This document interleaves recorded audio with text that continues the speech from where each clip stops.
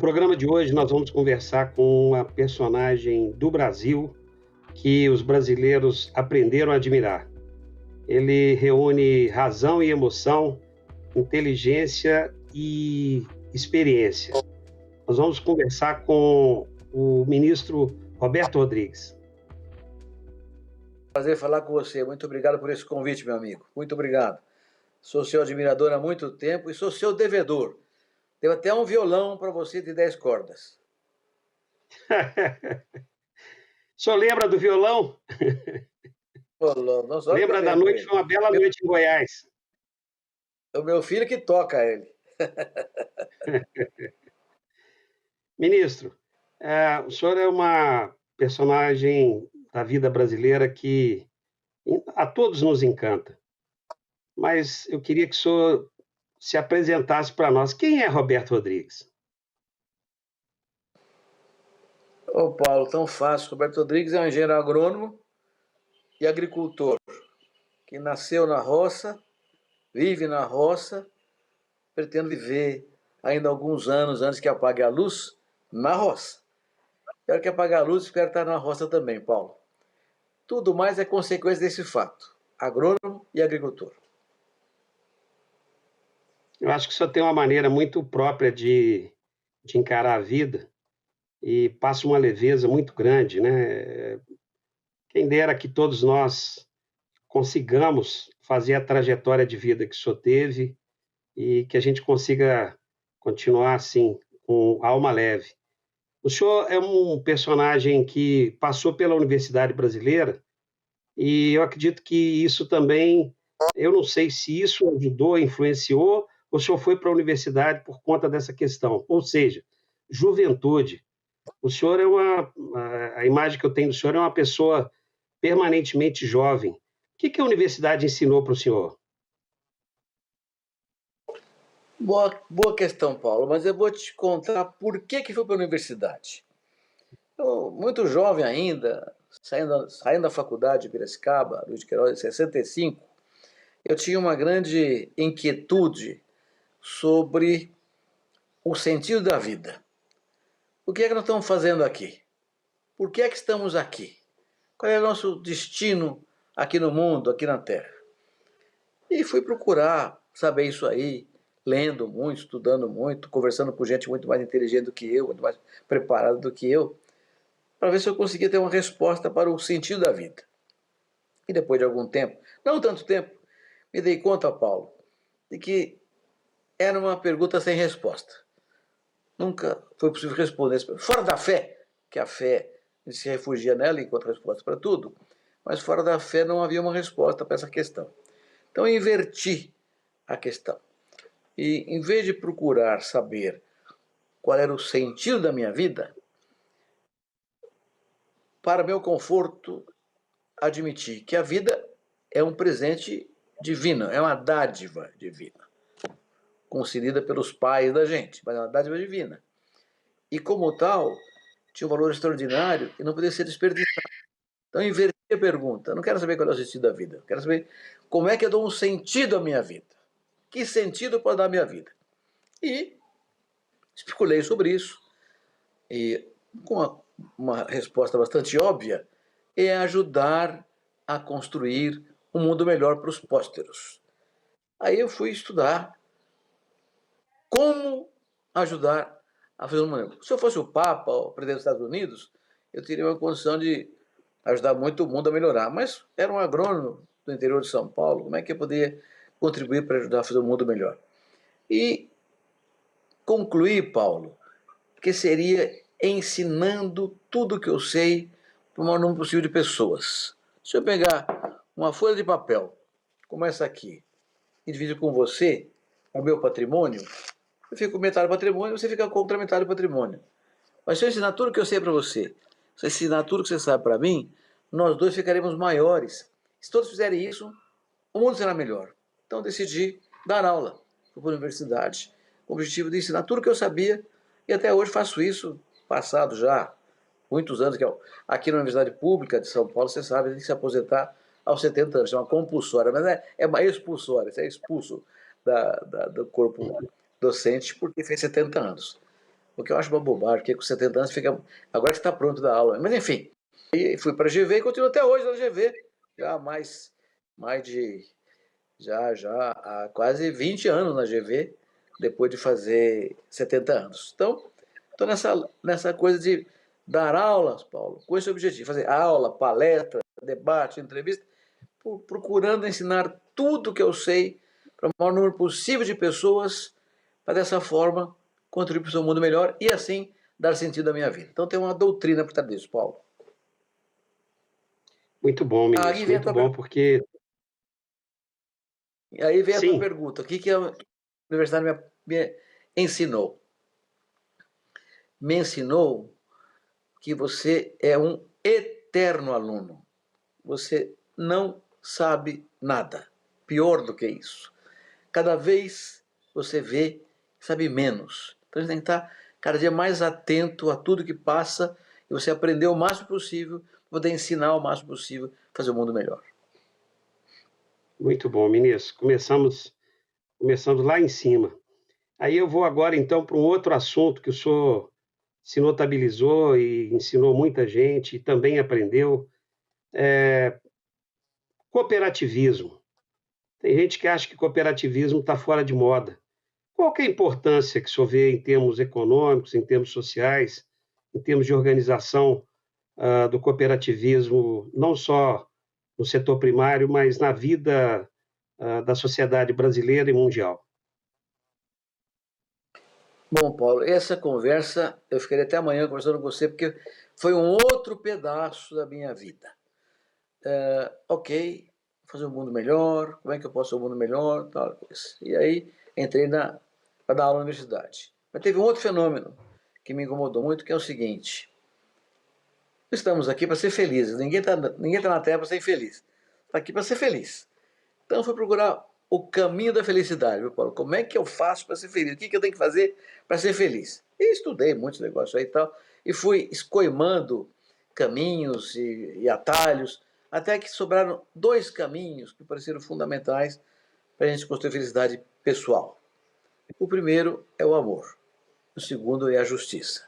E confesso que pendulei um tempo sobre qual dos dois seria o melhor caminho, até que cheguei à conclusão, para o meu próprio conforto, que o amor e a justiça são os dois trilhos sobre os quais corre o trem da vida. E aí me dei conta, Paulo, que essa viagem não pode ser solitária.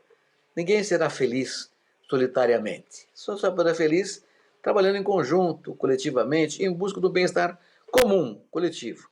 E encontrei do cooperativismo, que já estudava desde a universidade, o caminho para isso. Então agora, de novo, peço desculpa para você por fazer essa pequena introdução, mas na verdade, na vida tudo tem que ter valores, princípios e doutrinas, senão fica tudo muito consumista. Se tiver uma doutrina, um conceito, um objetivo, as coisas ficam mais sólidas e sempre tem uma base para você trabalhar.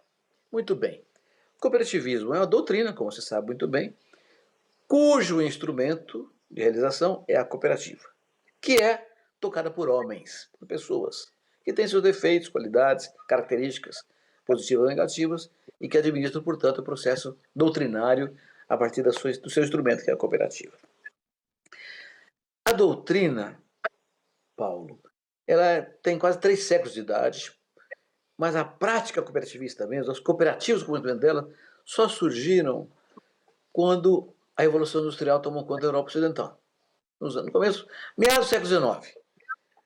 Por quê? Porque a Revolução Industrial produziu dois grandes efeitos negativos para a sociedade da Inglaterra, particularmente. O primeiro foi a exclusão social. A Revolução Industrial expulsou muita gente que estava trabalhando no quintal de casa, fazendo roupa, sapato, comida, para escambar com outros atores nas suas casas também. E a indústria substituiu aquilo e aquelas pessoas foram excluídas socialmente.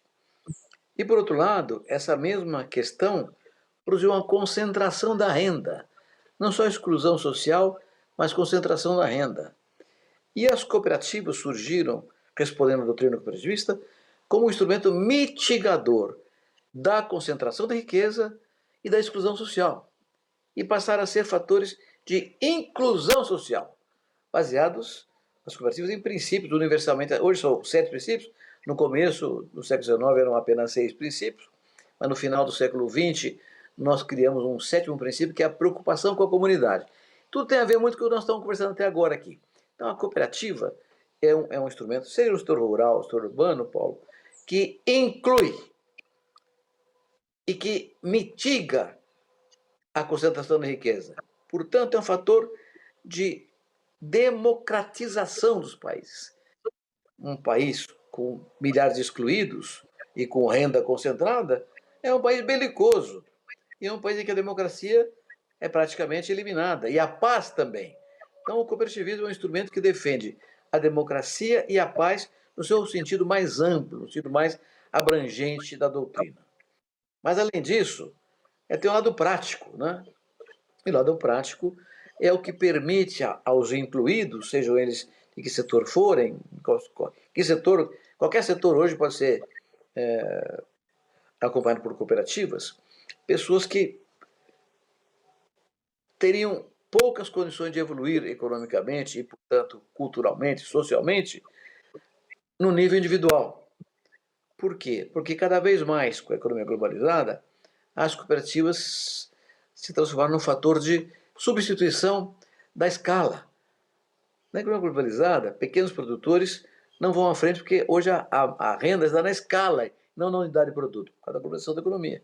Então a cooperativa permite que pequenos, que não têm condições de ter escala individualmente de forma nenhuma, façam escala no conjunto, além do que receberão da cooperativa instruções técnicas, assistência técnica, insumos adequados em qualquer atividade que exerçam.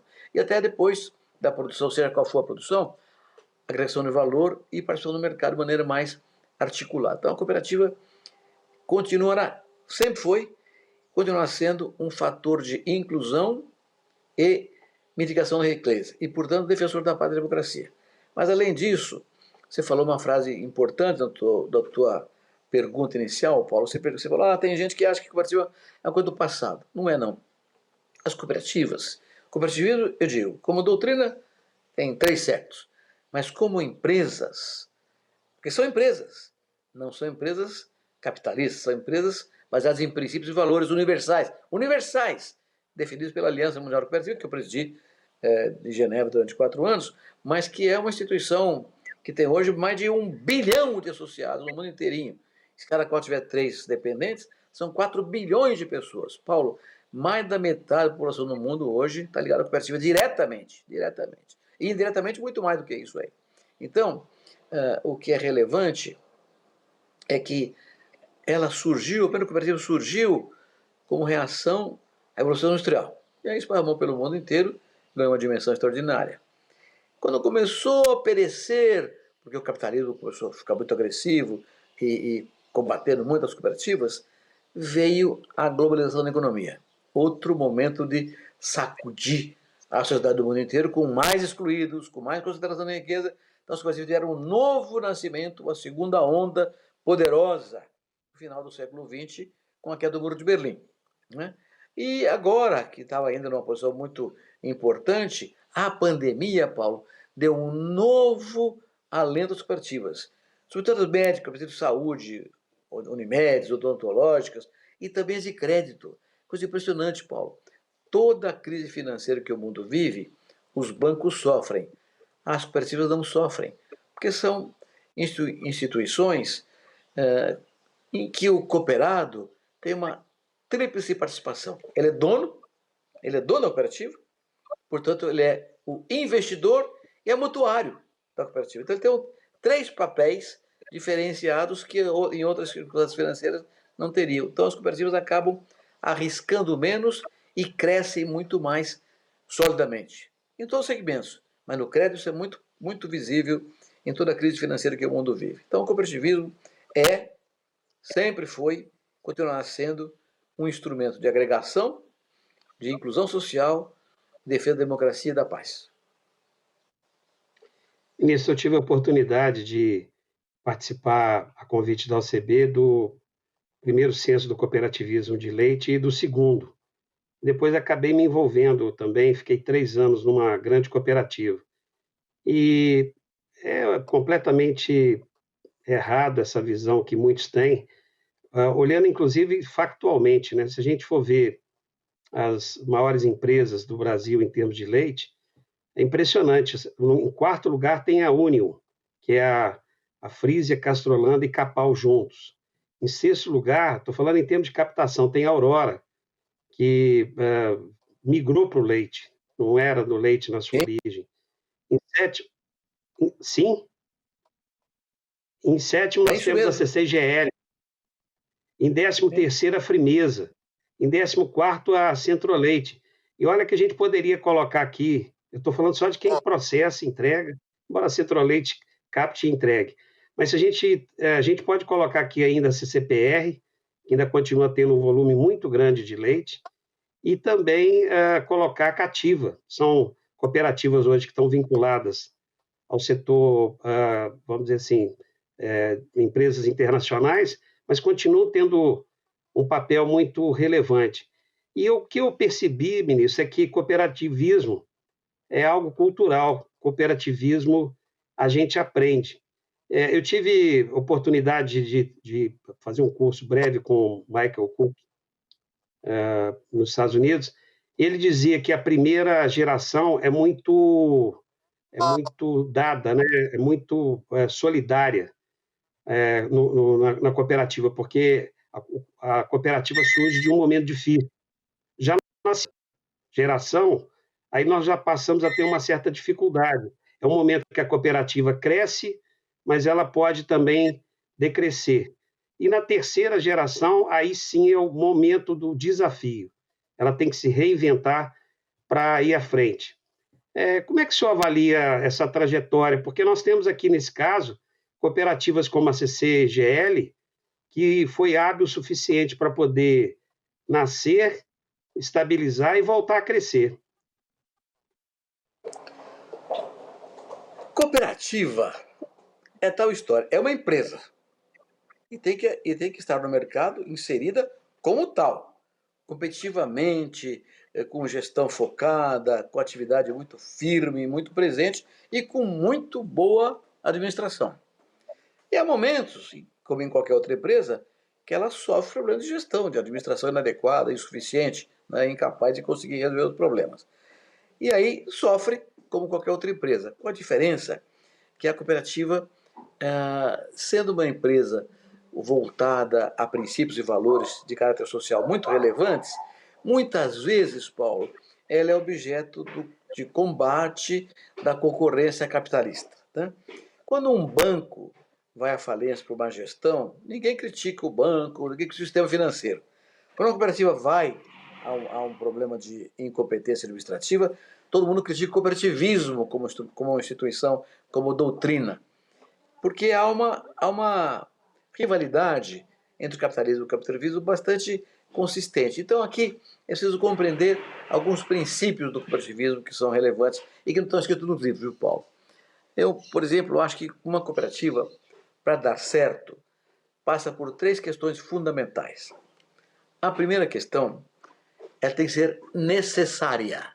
Vamos fazer uma cooperativa? Não, tem que ser necessária. Se a sociedade que vai compor, os sócios que vão compô-la, não acharem que ela é fundamental para o desenvolvimento, para o avanço deles, não faça cooperativa que ela não vai ter sucesso. Ela tem que ser necessária. Não pode ser uma coisa de cima para baixo. Ela é uma coisa que vem de baixo para cima, da sociedade para virar uma empresa cooperativa. O segundo é que tem que ter viabilidade econômica. É uma empresa. Vamos fazer uma cooperativa? Quando você põe? Eu não ponho nada. Você que põe. Não. Se você não for viável, não tiver capital de giro, não tiver um capital inicial que justifique o empreendimento, não faça, porque não vai a lugar nenhum. E terceiro, tem que ter o espírito associativo. De modo que ela é, em geral, Paulo, a cooperativa é um reflexo, é um espelho da sociedade em que ela está inserida. Uma sociedade que tiver no seu DNA a ideia de associativismo, de compartilhamento, de participação coletiva, faça, vai dar certo. Se não tiver isso, não faça, não vai funcionar. Se o governo ficar querendo tomar conta de tudo, esquece, não vai funcionar. Não é uma ação de governo. Tanto é verdade que um dos princípios principais do cooperativismo é independência política, religiosa e completamente livre das amarras do Estado. Tanto é verdade que antes da Constituição de 88, eu pretendo receber em 88, Paulo, quando a Assembleia Nacional Constituinte que gerou a Constituição de 88. Até aquela época, para criar uma cooperativa, precisava de uma autorização de funcionamento do Estado, chama AF. Tinha que provar para o Estado, para o governo, que você podia, a cooperativa era viável economicamente, tinha que dar um estatuto, tinha que dar o nome dos diretores que seriam eleitos, tinha que levar uma série de condições para o governo avaliar se aquilo ia dar certo ou não.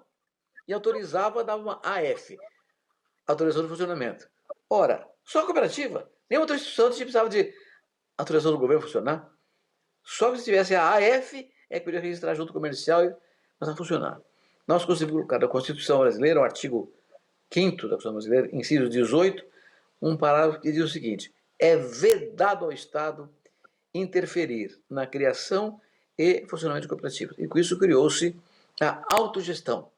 As cooperativas, através do sistema OCB, passaram a cuidar delas mesmas e aí é que nós fomos para frente. Hoje, Paulo, as empresas agropecuárias já respondem por 54% do valor da produção agropecuária brasileira. Mais da metade está em cooperativas.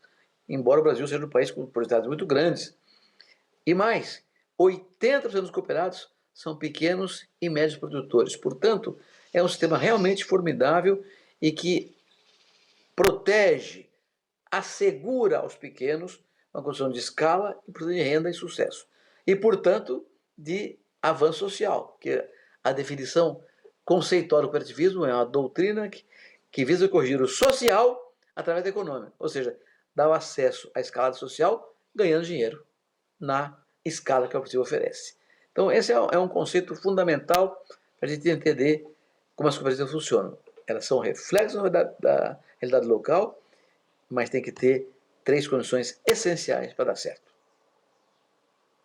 Ministro, queria conversar sobre agricultura regenerativa, sobre ESG, enfim, tinha muito assunto para conversar, mas o programa está acabando, a gente tem 3 minutos, mas eu não posso deixar de perguntar para o senhor como é que o senhor está vendo, o senhor que é um motor inspirador desse movimento pró-ministro Paulinelli, Prêmio Nobel da Paz, como é que o senhor está vendo todo esse movimento do Brasil, setores que não são nem do agro, se engajando nesse processo? Como é que o senhor se sente como motor dessa campanha, que poucos sabem que é o senhor? Paulo, eu sou amigo do Paulinelli há mais de 40 anos. Conheço o Paulinelli há mais de 40 anos. Então, acompanhei a vida dele inteirinha e eu considero o Paulinelli o maior brasileiro vivo. Mais do que isso, o Brasil deve ao Paulinelli tantos favores que jamais poderá pagar. O Brasil, até os anos 70, era importador de comida, você sabe disso. O Paulinelli virou ministro da Agricultura, ele conseguiu implementar a Embrapa, usando tecnologias cada vez mais tropicais e sustentáveis. Com isso, domou o Cerrado, levou o agro brasileiro para o Cerrado, com povos do Rio Grande do Sul, Santa Catarina, Paraná, São Paulo, Minas Gerais, Espírito Santo, Rio de Janeiro, Bahia, Nordeste inteiro, Goiás.